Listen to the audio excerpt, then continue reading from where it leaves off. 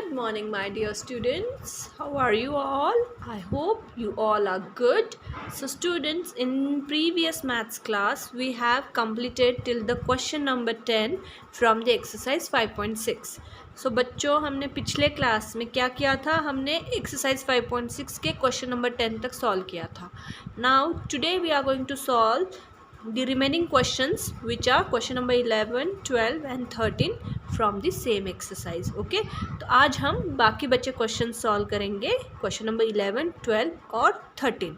सो ये जो question number 11 है उसमें क्या करना है, हमने ना जो भी डिविडेंड है उसको हमारे जो डिवाइज़र दिया है उससे डिवाइड करना है, और डिवीजन के बाद जो रिमाइंडर और वो कोशंट जो आते हैं उसको हमने वेरीफाई करना है कि जो हमारा आंसर है कोशंट और रिमाइंडर वो करेक्ट है कि नहीं. तो there is one verification method by which we can verify the answer which we have got after the division. So that we are going to learn in this question number 11. Okay, now the next question number 12. इसमें क्या करने वाले हैं हम, इसमें हम oral calculations करने वाले हैं. If we divide any given number by the number 10, अगर किसी भी नंबर को अगर हम 10 से डिवाइड करते हैं तो हमारा कोशंट और रिमाइंडर क्या आएगा वो हम ओरली कैलकुलेट करेंगे. हम एक्चुअली डिवीजन करते नहीं बैठेंगे. हम मेंटल कैलकुलेशन से या ओरल कैलकुलेशन से ये कैसे डिवीजन कर सकते हैं जिसमें डिवाइज़र 10 है, तो ये हम इस क्वेश्चन नंबर 12 में सीखेंगे. Okay, and question number 13 is simple division question in which we have to divide the given number by the given divisor. Okay, so let's start with the question number 11 first. Find the quotient and the remainder in each case and verify the answer. So here we have to find the quotient and the remainder after division. Okay, and then we have to verify our answer. मतलब क्या करना है, हमें पता करना है जो हमने quotient और remainder find out किया है डिवीजन में वो आंसर हमारा सही है या नहीं, वो हमारा आंसर करेक्ट है या नहीं, वो हम वेरीफाई करेंगे. ठीक है, सो फर्स्ट ऑफ ऑल पहले हमने डिवीजन करनी है, डिवीजन में कोशंट और रिमाइंडर फाइंड आउट करने हैं, और उसके बाद फिर हम वेरीफाई करेंगे हमारे जो आंसर आया है उसको. ठीक है,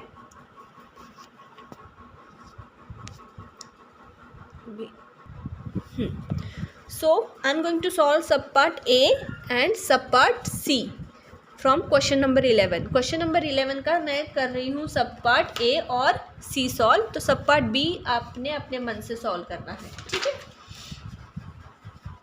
बी और डी आपको अपने मन से सॉल्व करना है होमवर्क में. So sub part A, here we have to divide 220 by 5. 220 जो है उसको हमने किससे डिवाइड करना है, उसको हमने 5 से डिवाइड करना है. तो यहाँ पे डिविडेंड क्या है 220 और 5 क्या है डिवाइज़र. तो लॉन्ग डिवीजन मेथड यूज़ करो, डिविडेंड को बॉक्स के अंदर लिखो और डिवाइज़र को बॉक्स के बाहर लिखो, और उसके बाद हमारा डिवीजन शुरू कर दो. I hope you all must be aware how to do the division now.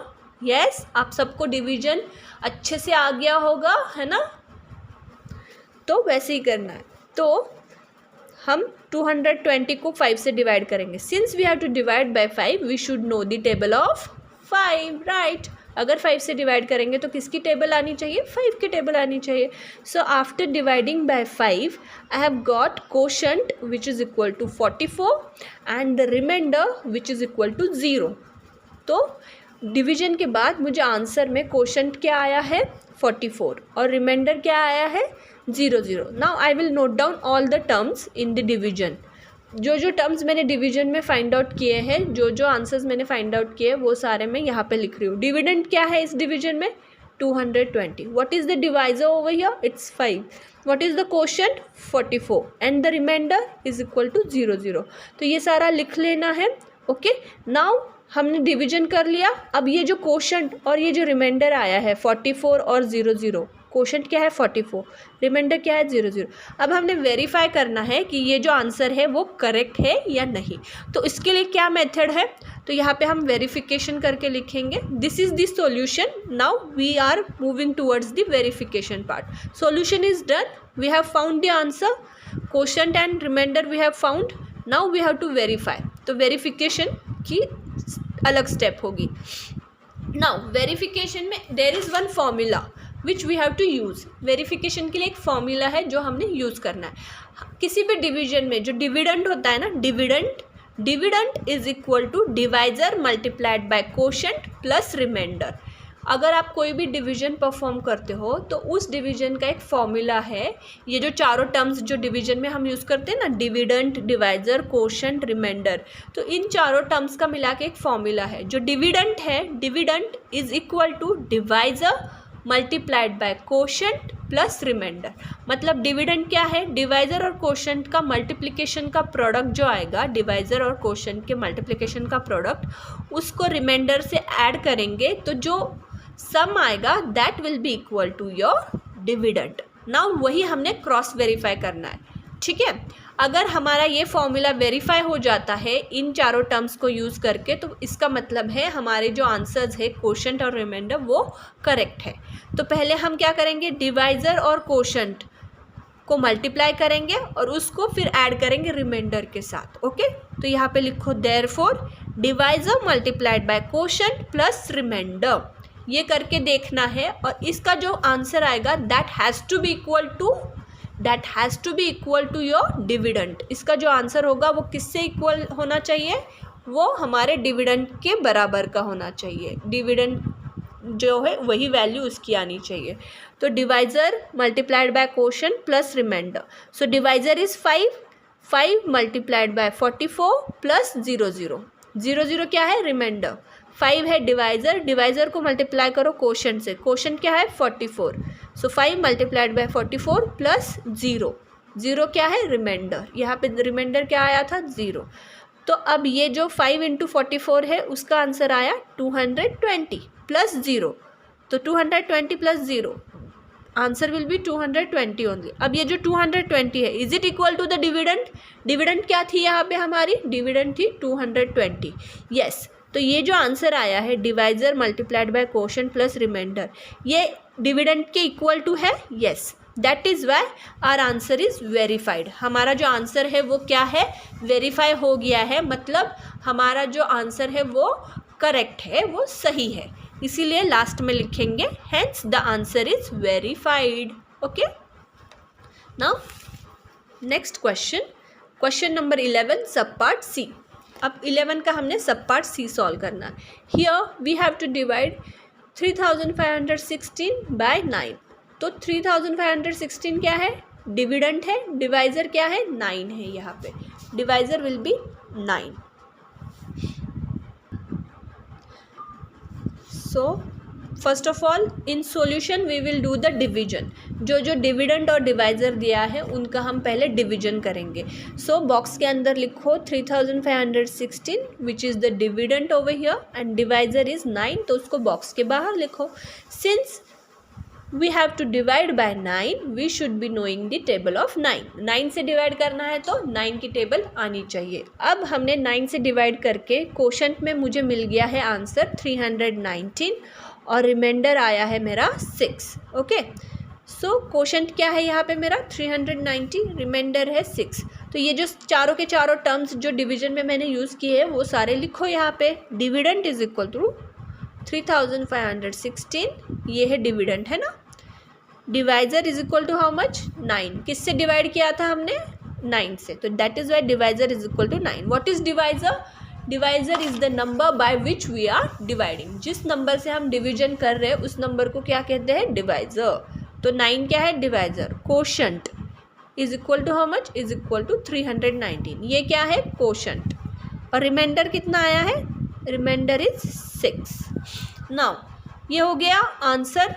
अब हमें वेरीफाई करना है, तो वेरिफिकेशन में एक फॉर्मूला यूज़ करेंगे that is dividend is equal to divisor multiplied by quotient plus remainder. जो डिविडेंड है वो क्या है, dividend is equal to the multiplication of divisor and quotient plus the remainder. तो ये जो टर्म है उसकी वैल्यू हम पहले फाइंड आउट करेंगे, divisor multiplied by quotient plus remainder, और उसकी जो वैल्यू आएगी that has to be equal to the dividend, then only our answer is verified. तो देयरफॉर यहाँ पे लिखो divisor multiplied by quotient plus remainder. अब ये फाइंड आउट करो, डिवाइजर क्या है 9, 9 मल्टीप्लाइड बाय कोशेंट, कोशेंट क्या है 390, 9 multiplied by 390 plus remainder, remainder कितना है 6। अब इन सब की वैल्यू फाइंड आउट करो, 9 मल्टीप्लाइड बाय 390 करो सबसे पहले। सो 9 इंटू 390 कितना आता है 3510।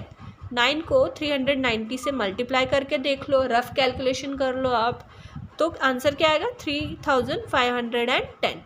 उसमें क्या प्लस करना है, plus the remainder which is 6। So 3510 plus 6, the answer will be 3516। अब ये जो 3516 है उसको देखो और अपने डिविडेंड को देखो, डिविडेंड क्या है 3516।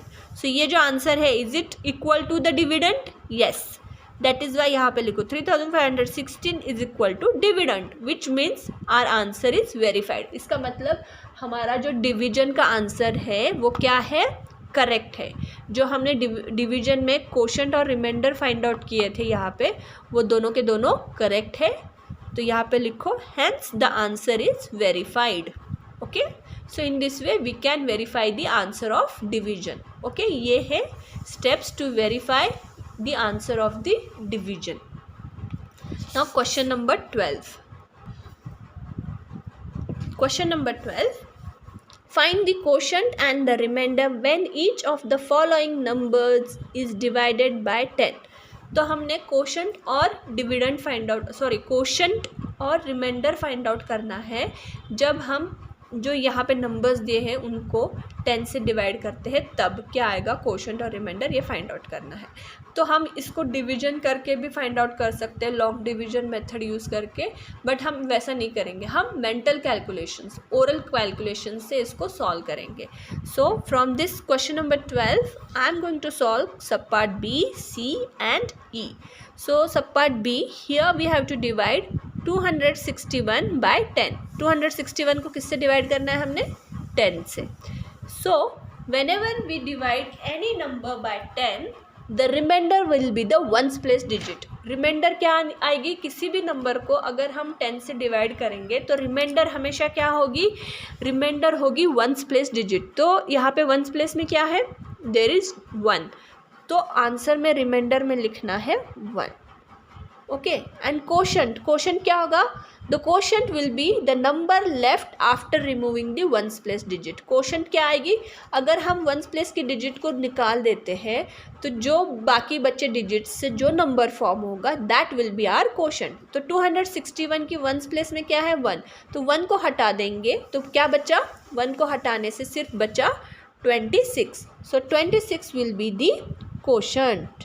So in this way we can find out the answer of the division if we divide any number by 10। कितना सिंपल है ना, जैसे हमने रिमाइंडर क्या था, वंस प्लेस की डिजिट को डायरेक्टली रिमाइंडर में लिखना है, और कोशेंट क्या था, वंस प्लेस की डिजिट जो है उसको निकाल दो, उसको हटा दो, और जो बाकी बचे डिजिट से उससे जो नंबर फॉर्म होगा that will be the quotient. तो कोशेंट यहाँ पे आएगा 26। सिमिलरली सब पार्ट सी, 902 डिवाइडेड बाय 10।